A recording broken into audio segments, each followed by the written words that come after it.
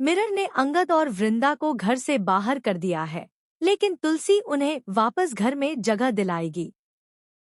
तुलसी अब वृंदा के लिए लड़ेगी क्योंकि सास भी कभी बहू थी।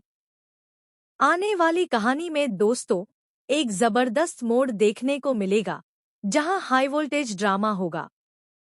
दरअसल वृंदा और अंगद की शादी हो चुकी है, लेकिन इस शादी के खिलाफ है मिरर। जी हाँ, मिहिर अपने लिए कुछ भी कर सकता है और जब नोयना की आंखों में आंसू आए तो मिहिर उसे बर्दाश्त नहीं कर सका।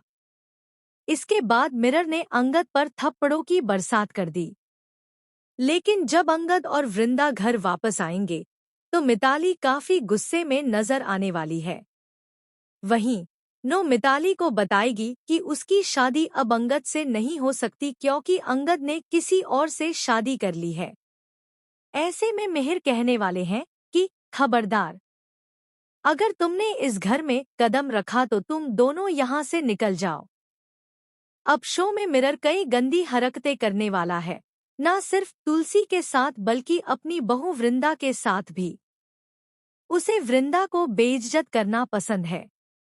आप जानते हैं कि वृंदा की माँ कितनी लालची है और वह इतनी आसानी से अपनी बेटी को घर से बाहर नहीं जाने देगी।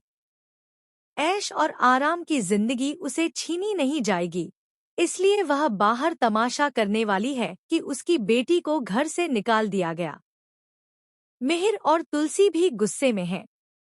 मिहिर कहता है कि देखो हमारे घर की कितनी बेइज्जती हो रही है तुम्हारी बहू की वजह से। मिहिर हमेशा तुलसी को गलत ठहराता है और उसे ब्लेम करता है। लेकिन क्या बच्चों की जिम्मेदारी सिर्फ माँ पर होती है?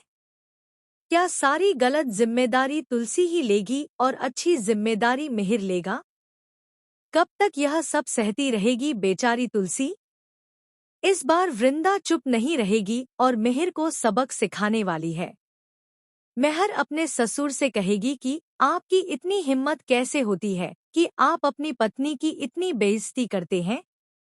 कहानी में अब बहुत ही इंटरेस्टिंग ट्विस्ट आ चुका है।